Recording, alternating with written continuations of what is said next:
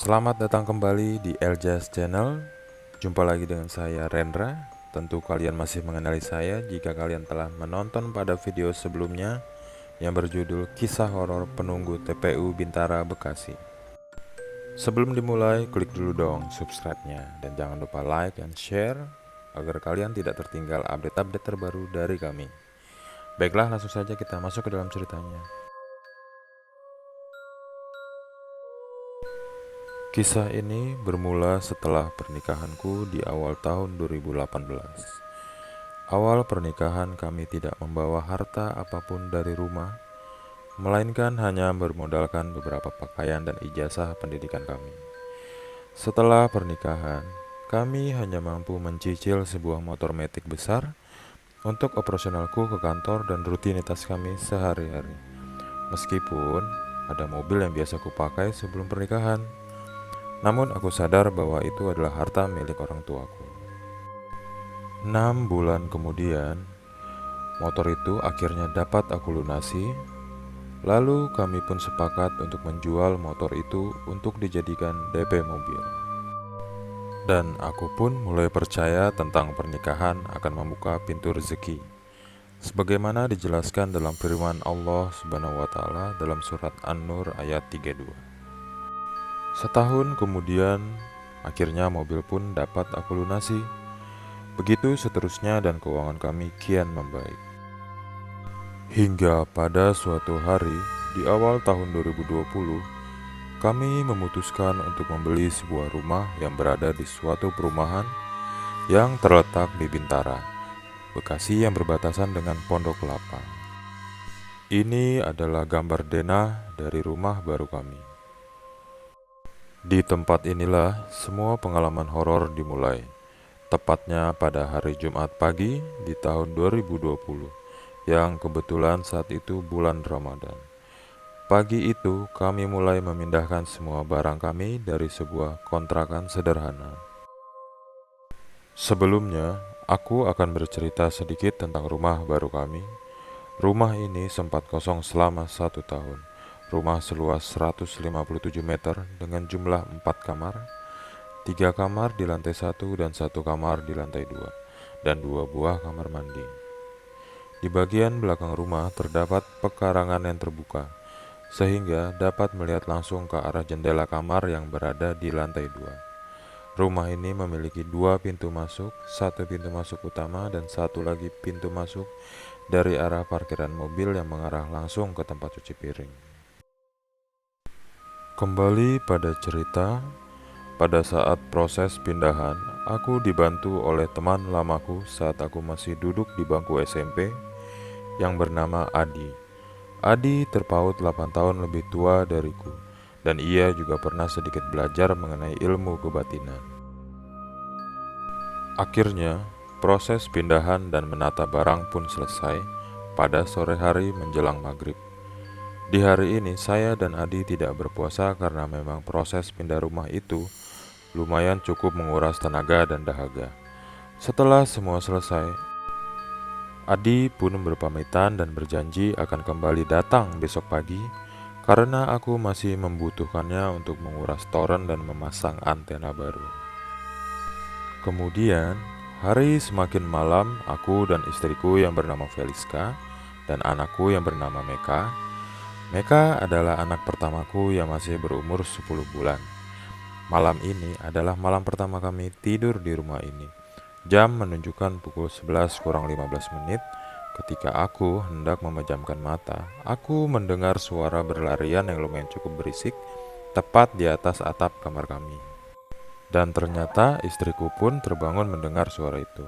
Kami berdua pun saling bertatapan. Lalu aku mengatakan mungkin hanya suara tikus atau musang yang sedang berlarian. Selang 10 menit suara itu pun menghilang, kemudian kami mencoba untuk kembali tidur. Tak terasa, waktu sudah menunjukkan pukul setengah 8 pagi. Aku tidak berangkat ke kantor karena perusahaan tempatku bekerja sedang menerapkan sistem WFH. Kemudian, aku menghubungi Adi untuk memastikan kembali apakah ia jadi datang ke rumah kami, dan ia pun menjawab akan datang pukul 9 pagi. Tepat pukul 9:10, sesuai dengan janjinya, Adi pun sudah tiba di rumah kami untuk menyelesaikan pekerjaannya. Setelah selesai menguras toren di lantai 2 dan memasang kawat nyamuk, Adi pun pamit untuk pulang sebentar. Tak terasa, waktu sudah menunjukkan pukul 4 sore, dan Adi pun sudah kembali datang dengan membawa temannya yang bernama Wahyu untuk memasang antena. Setelah semua selesai, kami bertiga pun berbincang-bincang. Aku pun menanyakan kepada Adi mengenai rumah ini. Selain mengatakan rumahnya bagus, Adi pun menyampaikan untuk segera melakukan syukuran dan mengatakan bahwa pekarangan belakang ada sosok perempuan, dibarengi dengan senyum dan tertawa kecilnya. Seketika, Wahyu pun mengiyakan apa yang baru saja disampaikan oleh Adi, bahwa di pekarangan belakang rumah kami ada sosok perempuan. Wahyu ini memang bisa melihat hal-hal seperti itu meskipun tidak begitu pandai. Mendengar hal itu, aku pun hanya terheran. Tak terasa, waktu sudah menunjukkan pukul 6:30 malam dan mereka pun berpamitan. Kembali kini kami hanya bertiga di rumah ini, dan waktu sudah menunjukkan pukul 9:30 malam dan kami memutuskan untuk tidur. Saat hendak memejamkan mataku, tidak ada lagi terdengar suara berisik di atas atap kamar kami. Ternyata dugaanku salah. Pada tengah malam, tepatnya pukul 1 dini hari, aku dan istriku kembali mendengar suara berisik itu, dan tak lama, 5 menit suara berisik itu pun kembali menghilang. Dan kami pun tak begitu menghiraukan gangguan tersebut dan segera melanjutkan kembali untuk tidur. Di minggu kedua, kami sudah memiliki babysitter. Babysitter ini untuk mengurus anakku yang bernama Meka. Ia tidur di kamar paling belakang yang berhadapan langsung dengan pekarangan belakang rumah. Dan kini kami sudah tidak bertiga lagi, melainkan berempat dengan tambahan adanya babysitter. Tak terasa, sudah tiba Hari Raya Idul Fitri. Aku pun mengundang ibuku, kakakku, dan adikku untuk merayakannya di rumah ini. Suasana pun terasa begitu bahagia bisa merayakannya dengan keluargaku di rumah ini. Di penghujung bulan kedua, babysitter itu mengundurkan diri dengan alasan orang tuanya akan menyekolahkannya kembali di bangku SMA. Tak perlu waktu lama, kami pun sudah mendapatkan babysitter baru yang bernama Ratih. Setelah seminggu bekerja, Ratih pun mengundurkan diri. Dan kembali kami sudah mendapatkan babysitter baru yang bernama Arum. Hari pun berlalu dan tak terasa sudah 3 bulan kami menempati rumah ini. Hingga tiba pada suatu malam, di saat aku sedang menikmati malam dengan ditemani rokok dan secangkir kopi, di ruang tengah seorang diri yang hanya ditemani dengan TV yang sengaja aku biarkan menyala. Dan tiba-tiba bulu kuduk di sekujur tubuhku merinding, yang seketika langsung mengarah naik ke kepalaku. Aku merasakan kepalaku terasa begitu kebas, tebal, dan rambutku seolah menjegang naik seperti magnet besar mengelilingi kepalaku. Sontak aku pun bangun dari dudukku dan menjaga jarak 2 meter dari sofa tempatku duduk. Dengan keadaan di seluruh kepalaku masih seperti kebas dan terasa magnet yang begitu kuat mengelilingi kepalaku. Aku pun langsung tahu bahwa ada yang tidak beres dan aneh. Kemudian aku menghadap ke arah sofa itu dan menantang sambil berkata, "Kurang ajar, jangan ganggu." Aku tidak mengganggu kalian. Seketika aku membaca surat An-Nas dan ayat kursi ke arah sofa itu. Dan tak lama kepalaku kembali normal. Aku yang masih cukup emosi dengan gangguan tersebut, memberanikan diri untuk mencoba kembali duduk di sofa itu. Dan seketika kepalaku kembali merasakan kebas dengan rambut seolah naik ke atas. Merasa keadaan sudah di luar nalar, aku pun segera masuk ke kamar dan tak berniat untuk meladeni apapun itu yang ada di ruang tengah. Keesokan paginya, aku teringat kejadian yang menimpa diriku semalam. Kejadian yang baru pertama kali dan benar-benar aku alami seumur hidupku. Karena penasaran gerangan apa yang membuatku seperti semalam, aku pun segera mengambil handphoneku dan mencari informasi dari beberapa website menjelaskan yang aku alami semalam. Hingga akhirnya aku menemukan penjelasan setelah berulang kali browsing internet. yang mengatakan, ketika makhluk halus itu dekat dengan kita, setiap orang sebenarnya merasakan pertama yang paling sering adalah merinding, ada sedikit rasa sesak di dada seakan kadar oksigen lembab dan ada tekanan di kepala. Hingga rambut kita seakan berdiri semua. Ini adalah ciri yang paling sering dan dominan. Karena adanya benturan energi batin kita dengan energi makhluk gaib tersebut, bila di tempat tersebut kita merasakan ada tekanan di kepala dan membuat rambut merinding, itu artinya posisi keberadaan makhluk gaib tersebut persis di atas kita, atau bisa jadi si makhluk gaib tersebut sedang mengetes kemampuan kita. Demikian yang dijelaskan dalam artikel tersebut yang sumber Kompasiana. Well, setelah mengetahui penyebab apa yang menimpaku semalam, aku jadi lebih waspada. Kejadian itu sering berulang setidaknya seminggu atau 2 minggu sekali. Setiap aku duduk di sofa itu dan selalu terjadi setiap di atas pukul 9 malam.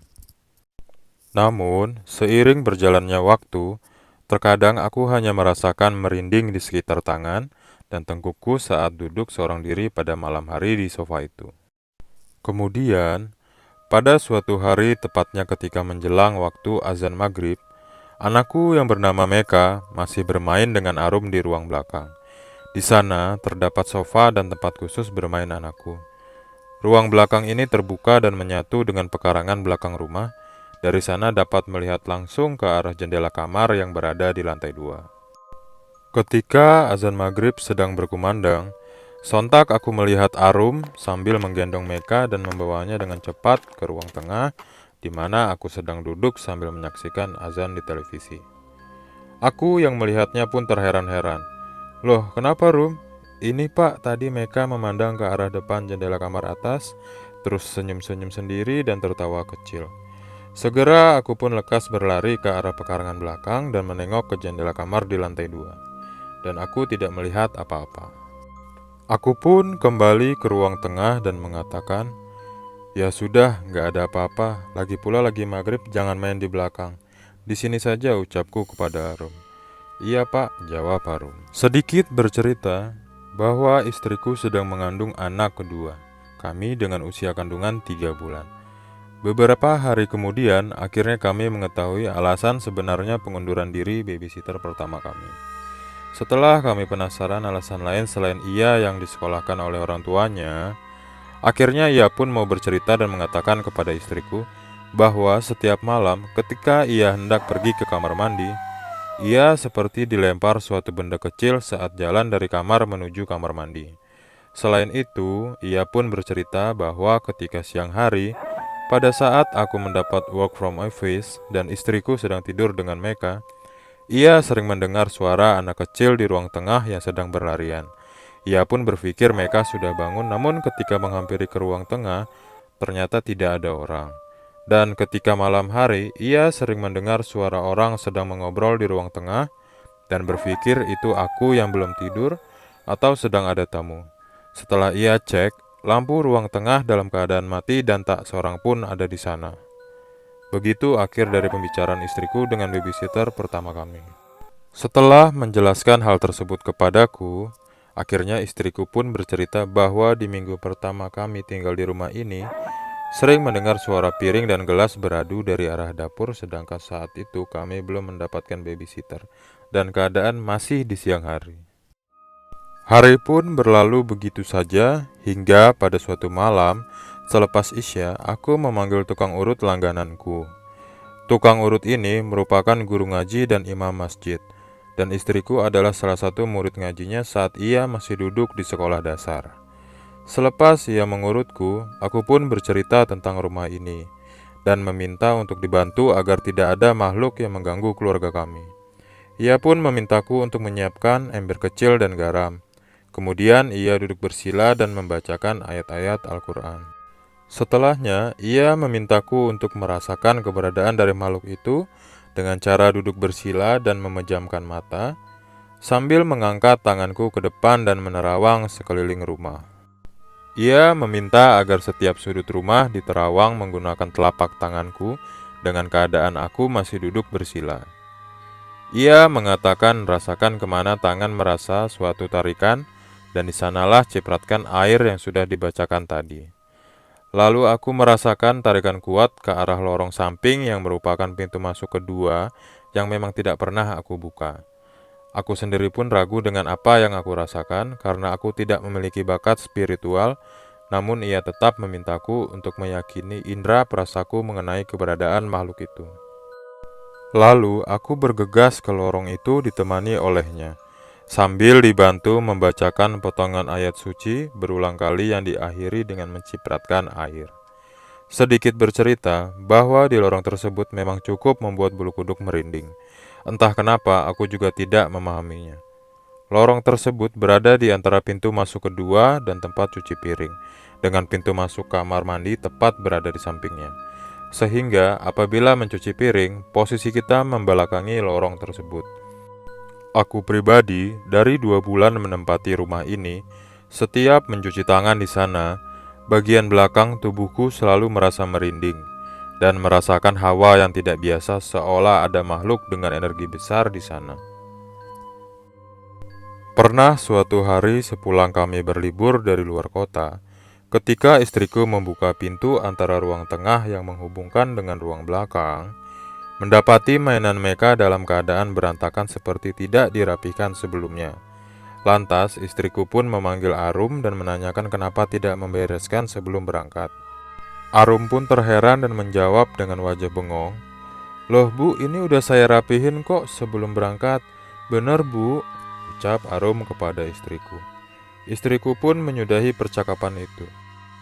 Kemudian, waktu pun berlalu seperti biasanya. Arum yang selalu mengajak Meka keliling kompleks setiap pagi dan sore serta menemaninya bermain. Hingga pada suatu hari, Arum babysitter kami mengundurkan diri juga dengan alasan ingin pulang ke kampungnya di Sulawesi. Tak butuh waktu lama, kemudian kami mendapatkan babysitter baru yang bernama Via. Via ini termasuk cukup rajin untuk seumurannya dan tidak pernah meninggalkan sholat 5 waktu sekalipun. Pada suatu malam, aku teringat dengan temanku yang berada di Solo dan mengirimkan video yang menyorot ruang belakang dan mengarahkannya ke pekarangan belakang yang terdapat suatu tangga untuk menuju ke lantai 2. Ia bernama Jenny. Jenny merupakan anak indigo yang dapat melihat hal gaib secara jelas dan dapat juga menerawang dari jarak jauh. Ia pun juga dapat mengetahui kebiasaan apa yang sering kita lakukan ataupun yang kita sembunyikan, dan juga dapat melihat kejadian lampau dari seseorang.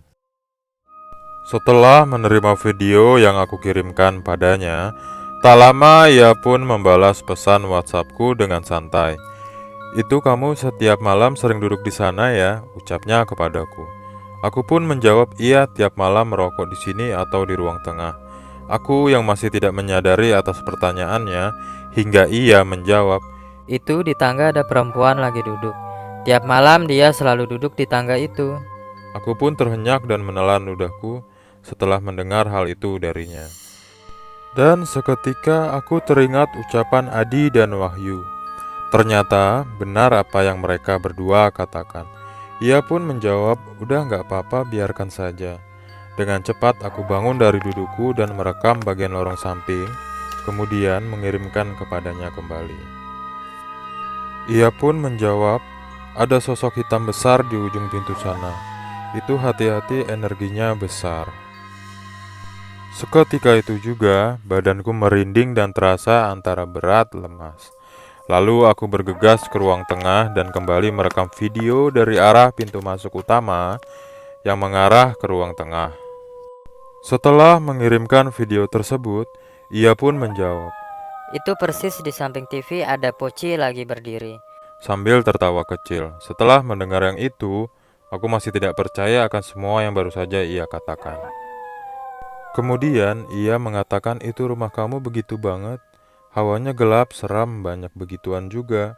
Ingin kutepis semua perkataan darinya dari pikiranku. Namun aku juga tahu ia tidak pernah meleset dalam hal ini. Percakapan kami pun diakhiri dengan ia meminta untuk dikirimkan video Meka yang sedang ada di kamar kami. Setelah aku kirimkan video yang ia minta, ia sempat kaget dan mengatakan bahwa di bawah tempat tidur kami, ia sempat melihat tangan muncul dari kolong tempat tidur dan kemudian masuk kembali. Sekian kisah makhluk penunggu rumah baru part 1.